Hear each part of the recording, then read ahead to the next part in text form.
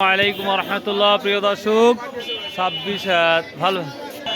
30 March 2026 রোজ সোমবার চলে আস নাজিবুর বাজানের বাজার। দেখা যাক আজকে ধানের কি অবস্থা দিতে পারি। সম্পারানি ভাই, কি ধান এটা? মিনিকেট। কত বলতেছে? 1300 টাকা। এটার কারণটা বুঝলাম না। এই ধান মাত্র 1300 টাকা।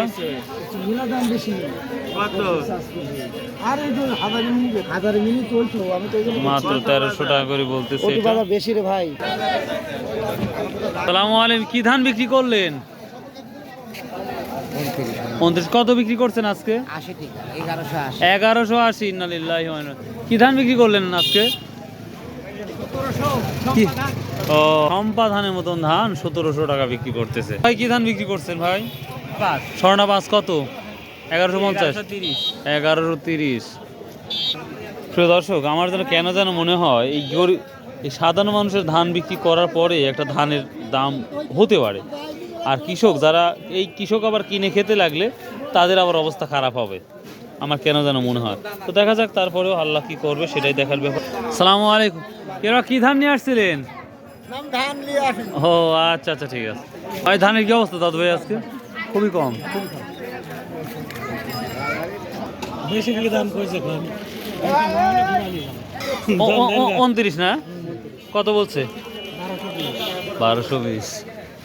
1400 1450 ধান কোনটা চলে? 1220 টাকা বলছে খালি ধানের। যদি এই দাম হয় 1220 টাকা ধান। এটা 39 না? কত বলছে? 1170। ভালো আছেন প্রিয় দর্শক? আমরা দেখতে পাচ্ছি পর্যাপ্ত পরিমাণ মোটামুটি এখন ধান আসছে। এটা কি ধান নিয়ে আসছেন আজকে? কত দাম টাম বলছে? কত বললো? 1220। দর্শক, এটাই হচ্ছে সব থেকে বেশি বাজার। আসসালামু আলাইকুম। কি ধান নিয়ে আসছেন আজকে? কত বলছে? 1220 টাকা। যাকে শুনছিল 1220। কিন্তু কৃষকের জন্য বাঁশ আসলে কৃষকের কথা কেউ হবে না, জানি না। তবে আপনার দেখা যাক, নতুন 1 মাস 1.5 মাস হচ্ছে, তো দেখা যাক আল্লাহ কি করে এখন। দর্শক, দেখতেই পাচ্ছেন কৃষকেরা হতাশ ভাবে দাঁড়িয়ে আছে। মোটামুটি ভালো ধান আসছে। কত? 1220 না 30? 1220 30 25। মানে না বেচেও পারতেছেন না, রাখিও পারতেছেন না। মানা 1400 1450 করে অনায়াসে বিক্রি হয়েছে। লস খাওয়া যাচ্ছে যে অবস্থা। 1450 60 টাকা বিক্রি হয়েছে।